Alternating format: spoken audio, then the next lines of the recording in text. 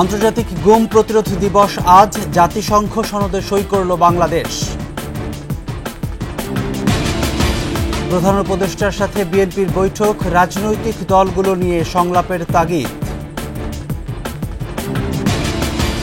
S আলমের থাবা থেকে রেহাই পায়নি কমার্স ব্যাংকও, ১৬৩৫ কোটি টাকা আত্মসাৎ।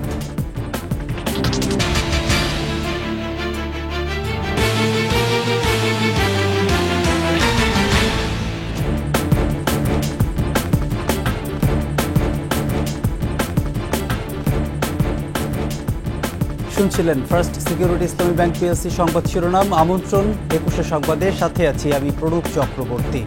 দর্শক, ২১শে টেলিভিশনের সংবাদ একই সাথে সরাসরি দেখতে পাবেন আমাদের ফেসবুক পেজ www.facebook.com/2124 অনলাইনে। এছাড়া সাবস্ক্রাইব করতে পারেন www.youtube.com/21etv চ্যানেলে।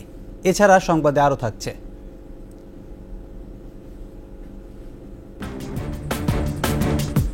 বাজার ধ্বংসের কারিগর টিপু মুন্সি, চাঁদাবাজি আর টিসিবির পণ্য লুট করে হাজার কোটি টাকার মালিক।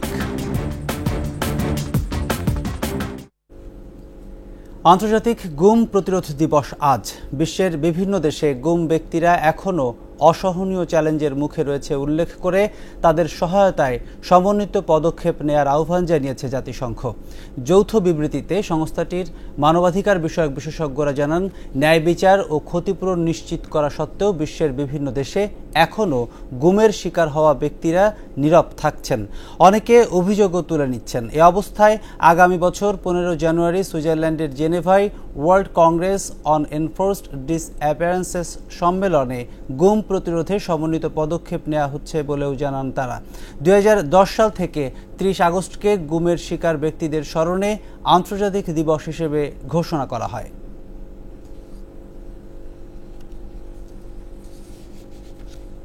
রাষ্ট্রীয় পৃষ্ঠপোষকতায় গুমের অভিযোগ নিয়ে তীব্র সমালোচনার মধ্যে জাতিসংঘের গুম বিরোধী সনদে সই করেছে বাংলাদেশ।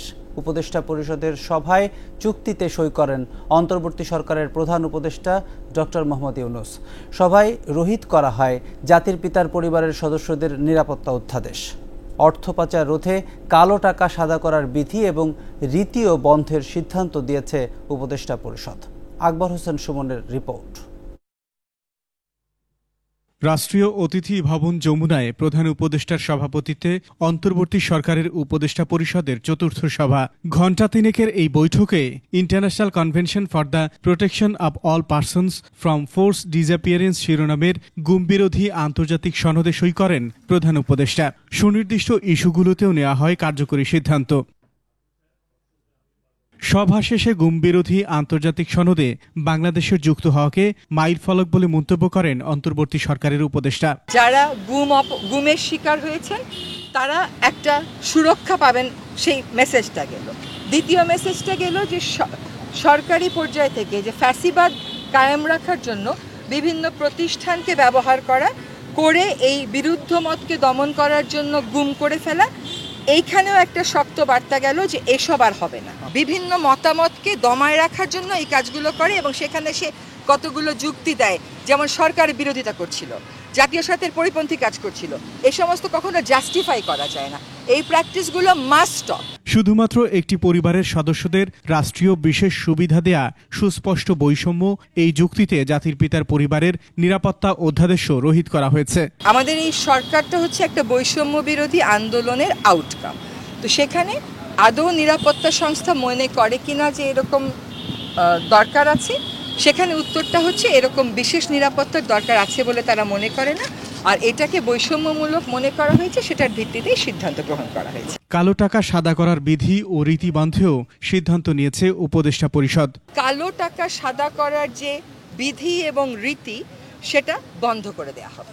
হ্যাঁ, কারণ এখান থেকে সরকার যেটুকুন টাকা আনতে পারে সেটুকুন টাকা দিয়ে সরকারের যে খুব বেশি কিছু আগায় তা না, বরং মূল্যবোধটা অনেক বেশি অবক্ষয়িত হয়। ফলে এটার বিরুদ্ধে স্পষ্ট একটা সিদ্ধান্ত হয়েছে। অর্থ পাচারের বিরুদ্ধে কার্যক্রম শুরু হয়ে গেছে। এছাড়া দ্রব্যমূল্য নিয়ন্ত্রণে রাখা এবং রাজনৈতিক দলগুলোর সঙ্গে নিয়মিত সংস্কার আলোচনারও সিদ্ধান্ত হয় সভায়। অত্যাবশ্যকীয় পণ্যের দাম মানুষের ক্রয় সীমানার মধ্যে রাখতে যা যা করার দরকার সরকার সেই কাজগুলো করা শুরু করে দিয়েছে। আকবর হোসেন সুমন, 21 টেলিভিশন, ঢাকা। বাংলাদেশ থেকে পাচারকৃত অর্থ ফিরিয়ে আনতে অন্তর্বর্তী সরকারকে সহায়তার আশ্বাস দিয়েছে সুইজারল্যান্ড। রাষ্ট্রীয় অতিথি ভবন যমুনায় অন্তর্বর্তী সরকারের প্রধান উপদেষ্টা অধ্যাপক মোহাম্মদ ইউনূসের সঙ্গে সাক্ষাৎ করেন বাংলাদেশে নিযুক্ত সুইস রাষ্ট্রদূত রেটো রেঙ্গোলি। এ সময় বিগত সরকারের পাচারকৃত অর্থ ফিরিয়ে আনার বিষয়ে আলোচনার প্রেক্ষিতে সহায়তার আশ্বাস দেন রাষ্ট্রদূত।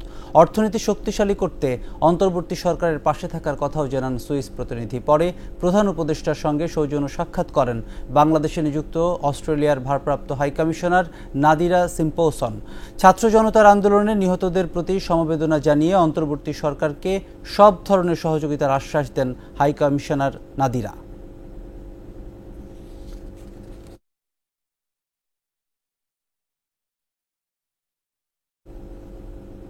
প্রয়োজনীয় সংস্কার করে অন্তর্বর্তী সরকার নির্বাচনের রূপরেখা ঘোষণা করবে বলে আশা করছে বিএনপি। প্রধান উপদেষ্টার সঙ্গে সাক্ষাতে আলোচনা ফলপ্রসূ হয়েছে বলে জানিয়েছেন দলের মহাসচিব মির্জা ফখরুল ইসলাম আলমগীর। রাষ্ট্রীয় অতিথি ভবন যমুনায় অন্তর্বর্তী সরকারের প্রধান উপদেষ্টা অধ্যাপক মোহাম্মদ ইউনূসের সঙ্গে মহাসচিবের নেতৃত্বে সাক্ষাৎ করে বিএনপির প্রতিনিধি দল। সরকারের সংস্কার ভাবনা ও নির্বাচন নিয়ে পারস্পরিক মতবিনিময় হয় বৈঠকে। রাজনৈতিক দলগুলোর সঙ্গে সংলাপের তাগিদ দেন বিএনপি প্রতিনিধি দলের সদস্যরা। প্রয়োজনীয় সংস্কার শেষে দ্রুত সময়ের মধ্যে সরকার দেশকে স্থিতিশীল অবস্থায় নিয়ে আসবে বলে আশা করে বিএনপি। বৈঠক শেষে গণমাধ্যমে এসব কথা বলেন মহাসচিব মির্জা ফখরুল ইসলাম আলমগীর।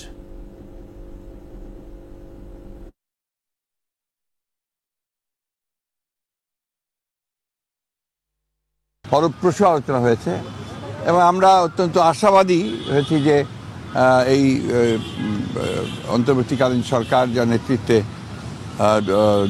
প্রফেসর ইউনূস রয়েছেন তারা তাদের আন্তরিকতা, দেশপ্রেম, যোগ্যতা দিয়ে খুব দ্রুত তারা একটা স্টেবল অবস্থায় নিয়ে আসতে পারবেন এবং একই সঙ্গে তারা একটা নির্বাচনের দিকেও যেতে পারবেন। দুর্বল কমার্স ব্যাংকও এস আলমের থাবা থেকে রেহাই পায়নি। অভিনব কৌশলে সেখান থেকে ১৬৩৫ কোটি টাকা আত্মসাৎ করেছে এস আলম গ্রুপ। এফডিআর এর নাম করে তাদেরই মালিকানাধীন অন্য প্রতিষ্ঠানে এই অর্থ সরিয়ে নেওয়া হয়েছে। সঞ্জয় অধিকারীর রিপোর্ট। বাংলাদেশ কমার্স ব্যাংকে সরকারি ব্যাংক ও প্রতিষ্ঠানগুলোর শেয়ার রয়েছে ৫১%, অথচ ২০১৬ সালে ব্যাংকটির পুরো নিয়ন্ত্রণ নেয় বিতর্কিত এস আলম গ্রুপ। ক্ষমতাচ্যুত প্রধানমন্ত্রী শেখ হাসিনার আশীর্বাদ থাকায় কোনো নিয়ম নীতির তোয়াক্কা করেনি ব্যবসায়ী গ্রুপটি। নিজেদের পছন্দমতো চেয়ারম্যান এবং ব্যবস্থাপনা পরিচালক নিয়োগ দিয়েই শুরু করে অর্থ আত্মসাৎ। কিছু ক্ষেত্রে অভিনব কৌশল নেয় এস আলম গ্রুপ। প্রথমে কমার্স ব্যাংকের অর্থ এফডিআর এর নামে নিজেদের নিয়ন্ত্রণাধীন অন্য ব্যাংক ও আর্থিক প্রতিষ্ঠানে সরানো হয়। তারপর সেসব প্রতিষ্ঠান থেকে নামে বেনামে সেই অর্থ তুলে নেওয়া হয়। কমার্স ব্যাংকের পাওনা এখন সুদাসলে ১৬৩৫ কোটি টাকা। এই অর্থ কিভাবে উদ্ধার হবে তা নিয়ে দুশ্চিন্তায় ব্যাংকটি। তাদের কাছে যে ৬০৫ কোটি টাকা যেটা হচ্ছে কি ওখানে আমাদের আছে, সেই টাকাটা পেলে আমাদের যে ফিনান্সিয়াল ক্রাইসিস, এখন যে হচ্ছে লিকুইডিটির যে ক্রাইসিস, এটা থাকবে না। বর্তমানে ইসলামী ব্যাংকে ২৬০ কোটি, ফার্স্ট সিকিউরিটি ইসলামী ব্যাংকে ১৭৫ কোটি, ইউনিয়ন ব্যাংকে ১৪০ কোটি, সোশ্যাল ইসলামী ব্যাংকে ৩০ কোটি টাকা আটকা পড়েছে। বারবার তাগাদা দিয়েও সুদ আসল কিছুই মিলছে না। যে সকল ব্যাংকে আমাদের টাকাগুলো দেয়া আছে, আমরা তাদেরকে হচ্ছে কি চিঠি দিয়েছি, কোনো রিপ্লাই দেয় নাই। তবে তারা হচ্ছে কি ভার্বালি আমাদের এমডি মহোদয়কে তারা বলেন যে এই মুহূর্তে পারছেন। প্রত্যক্ষ পরোক্ষভাবে এস আলম নিয়ন্ত্রিত ৬টি আর্থিক প্রতিষ্ঠানে আটকা আছে ১০৩০ কোটি টাকা। এর মধ্যে আভিভা ফাইন্যান্সে ৩৬০ কোটি, পিপলস লিজিংয়ে ২৫০ কোটি, ইন্টারন্যাশনাল লিজিংয়ে ২৩৫ কোটি, বাংলাদেশ ইন্ডাস্ট্রিজ অ্যান্ড ফাইন্যান্স কোম্পানিতে ১২৯ কোটি, এফএএস ফাইন্যান্সে ৩৩ কোটি, প্রিমিয়ার লিজিংয়ে ১০ কোটি এবং ফার্স্ট ফাইন্যান্সে ১৩ কোটি টাকা পাওনা। এনবিএফআইতে অনেক সময় গেলে ওখানে হচ্ছে কি যথাযথ লোক পাওয়া যায় না। ওদের অফিসগুলোতে আসলে ম্যান পাওয়ার ভাবে আমরা হচ্ছে কি তাদের সাথে যোগাযোগ করতে পারি না। এদিকে এসবি এক্সিম নামে একটি কোম্পানির মাধ্যমে ভুয়া কাগজপত্র দিয়ে ২০০ কোটি টাকা হাতিয়ে নেওয়া হয়েছে, যা উদ্ধারে এখন হিমশিম খাচ্ছে কমার্স ব্যাংক। ডকুমেন্ট যেগুলো ওনারা জমা দিয়েছিলেন সেগুলো পরবর্তীতে হচ্ছে কি শুল্ক গোয়েন্দা সংস্থা দেখলো, আমরাও কাস্টমসে হচ্ছে ভেরিফাই করলাম, তখন দেখা গেল যে ওগুলো হচ্ছে কি জাহাজীকরণ হয়নি, ওগুলো ফেক ছিল। সঞ্জয় অধিকারী, 21 টেলিভিশন, ঢাকা। দেশের বাজার ব্যবস্থা ধ্বংসের বড় কারিগর ক্ষমতাচ্যুত হাসিনা সরকারের বাণিজ্যমন্ত্রী টিপু মুনশি। নিত্যপণ্যের বাজারকে সঁপে দিয়েছেন এস আলম সহ বিতর্কিত ব্যবসায়ী সিন্ডিকেটের কাছে। ভোক্তারা এখন অসহায়। বাণিজ্যের আড়ালে সবচেয়ে বেশি অর্থ পাচার হয়েছে টিপু মুনশির আমলেই। বিস্তারিত জানাচ্ছেন রাজীব জামান। আমি খবর জানি না। টিপু মুনশি রাজনীতিবিদের মুখোশে একজন পুরোদস্তর ব্যবসায়ী। 2018 সালে বিতর্কিত নির্বাচনে আওয়ামী লীগ টানা তৃতীয় মেয়াদে রাষ্ট্র ক্ষমতায় এলে বাণিজ্যমন্ত্রী হন টিপু মুনশি। মন্ত্রী হয়ে ভোক্তাদের কথা ভাবেননি তিনি, নির্লজ্জভাবে সাফাই গিয়েছেন ব্যবসায়ীদের পক্ষে। সিন্ডিকেটের কথা বলা হয়, এ কথা ঠিক।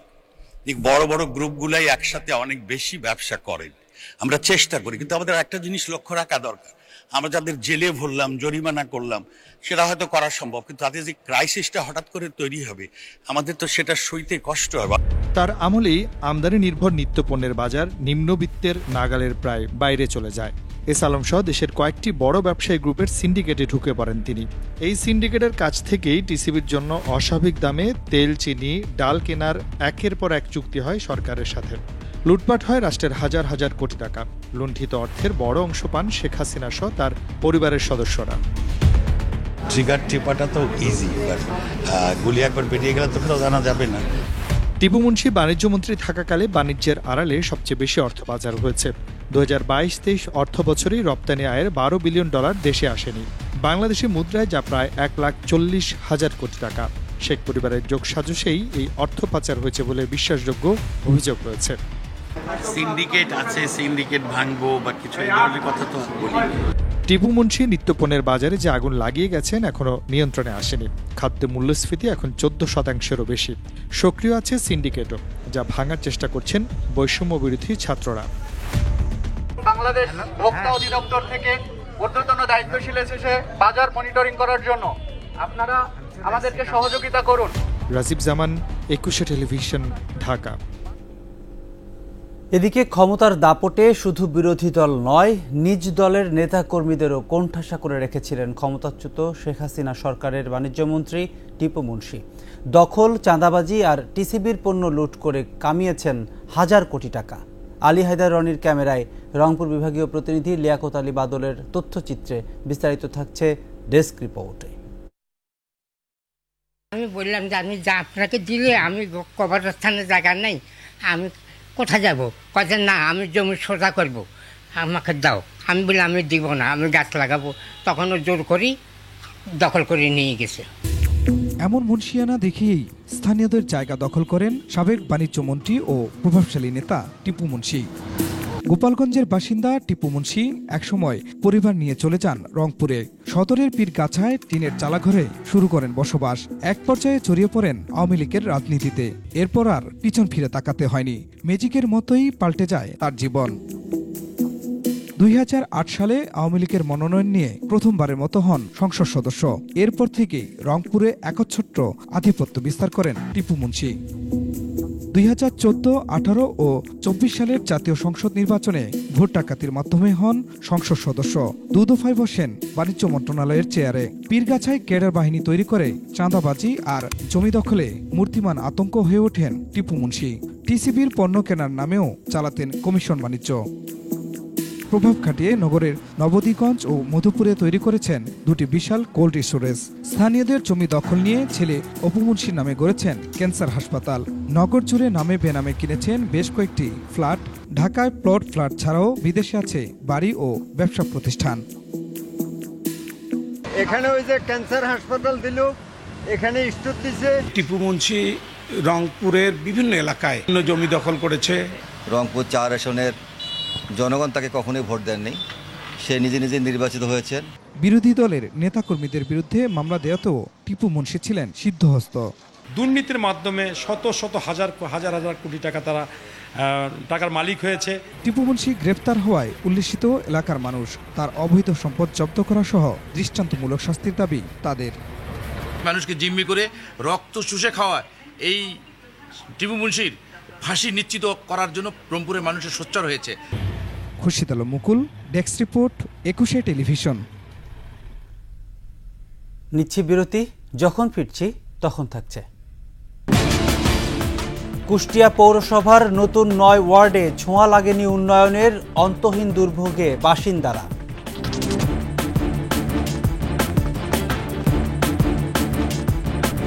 আবার আমন্ত্রণ 21 সংবাদে। সবকিছুর শুরু যেমন আছে তেমনি শেষও আছে।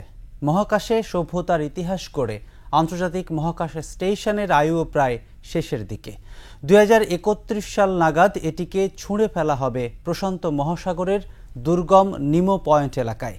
স্টেশনটি ধ্বংস করতে ইলন মাস্কের প্রতিষ্ঠান স্পেস এক্সের সাথে 10,000 কোটি টাকার চুক্তিও করে ফেলেছে নাসা।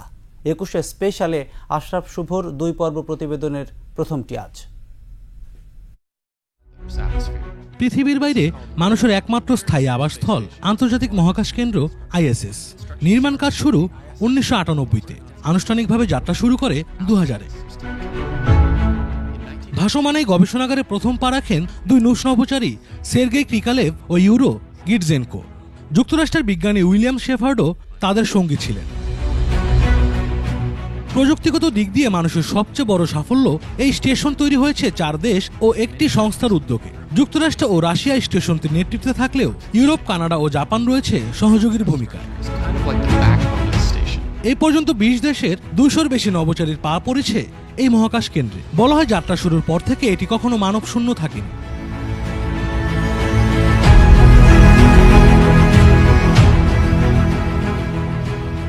ছয় রুমের এই স্টেশনে রয়েছে মাইক্রোগ্র্যাভিটি নিয়ে গবেষণাগার। এছাড়া পানি বিশুদ্ধ করা ও ক্যান্সারের মতো রোগের চিকিৎসা নিয়ে গবেষণা হয় এখানে। এই পর্যন্ত প্রায় 3300 গবেষণা চালানো হয়েছে এই স্টেশনে। প্রতি বছর এটি পরিচালনায় নাসার খরচ $400 কোটি। 24 বছরের দীর্ঘ সফরে মহাকাশে পর্যটন, ভ্রমণ, সিনেমার শুটিংয়ের মতো অনেক ইতিহাসের সাক্ষী হয়েছে এই আন্তর্জাতিক মহাকাশ কেন্দ্র। তবে এখন বয়সের ভারে প্রায় নুব্জ ISS। যান্ত্রিক ও প্রযুক্তিগত নানা সমস্যার কারণে ভোগান্তিতে পড়ছেন নভোচারীরা। গেল জুনে 8 দিনের জন্য আন্তর্জাতিক মহাকাশ স্টেশনে গিয়ে আটকে গেছেন নাসার 2 নভোচারী বুচ উইলমোর ও সুনিতা উইলিয়ামস। কারিগরি ত্রুটির কারণে 2025 সাল পর্যন্ত মহাকাশ কেন্দ্রেই থাকতে হবে দুজনকে। তাই মহাকাশ বিজ্ঞানের এই অনন্য কীর্তি 2030 সাল পর্যন্ত টিকে থাকবে পৃথিবীর কক্ষপথে। এরপর মহাকাশযানের কবরস্থান নামে খ্যাত নিমো পয়েন্টে ডুবিয়ে ফেলা হবে ISS। ফুটবল মাঠের আয়তনের সমান এই স্টেশনকে মহাকাশ থেকে পৃথিবীর বুকে নামিয়ে আনা সহজ কাজ হবে না বিজ্ঞানীদের জন্য। এরই মধ্যে এটিকে ধ্বংস করতে স্পেস এক্সের সাথে $843 মিলিয়ন চুক্তি করেছে নাসা। এটিকে কক্ষপথ থেকে টেনে নামাতে ডি অরবিট ভেহিকেল নামের বিশেষ একটি যান তৈরি করবে ইলন মাস্কের প্রতিষ্ঠান। আশরাফ শুভ, ডেস্ক রিপোর্ট, 21 টেলিভিশন। আমাদের সাপ্তাহিক আয়োজন জনদুর্ভোগ।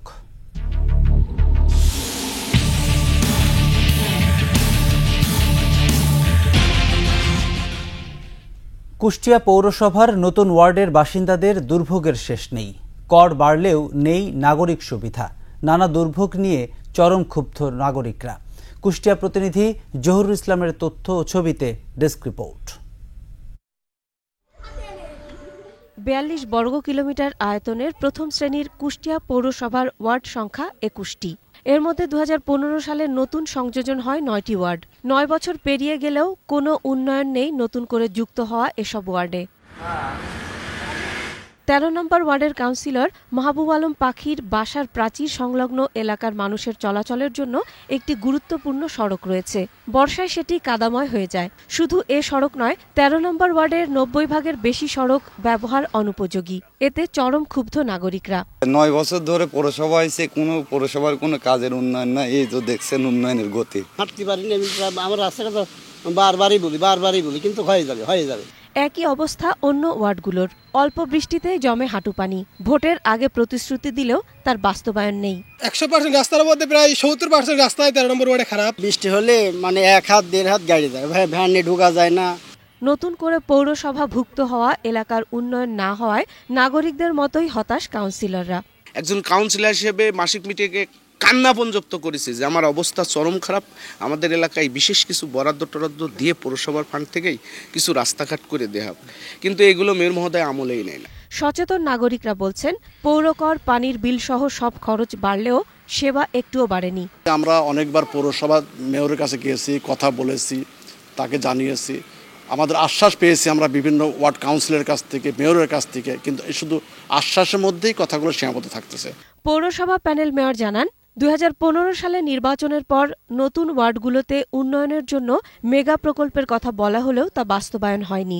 জোড়াতালি দিয়ে চলছে সবকিছু। জনগণ চায় কি? পানি নিষ্কাশন, রাস্তা, ল্যাম্পলাইট, এইগুলো দেওয়া যাচ্ছে জনগণ চায়। আসলে জনগণের তো বুঝাই দেওয়া যাচ্ছে কোনো অবস্থাতে ধরে রাখা যাচ্ছে না। এটা কাজ করতে হবে, কাজ করতে হলে প্রজেক্ট নিয়ে আসতে হবে। সেই প্রজেক্ট কুষ্টিয়া পৌরসভা ব্যর্থ হয়ে গেছে। কুষ্টিয়া পৌরসভার নতুন এলাকায় কাঙ্ক্ষিত উন্নয়নের দাবি নাগরিক সমাজের। Masum আলিসা, desk report, 21 television. এর সাথে শেষ করছি 21 সংবাদ। তবে যাবার আগে ফার্স্ট সিকিউরিটি ইসলামী ব্যাংক পিএলসি সংবাদ শিরোনামগুলো আরও একবার। আন্তর্জাতিক গুম প্রতিরোধ দিবস আজ, জাতিসংঘ সনদে সই করল বাংলাদেশ।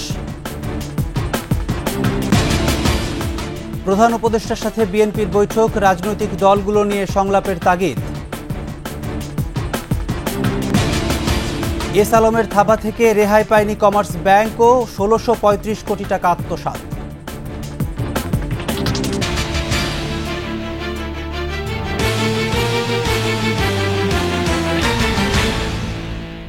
দর্শক, সর্বশেষ সংবাদ জানতে ডায়াল করুন 2021 নম্বরে, আর ভিজিট করুন 21tv.com। এই ওয়েবসাইটে ফেসবুকে ভিজিট করতে পারেন www.facebook.com/2124 অনলাইনে।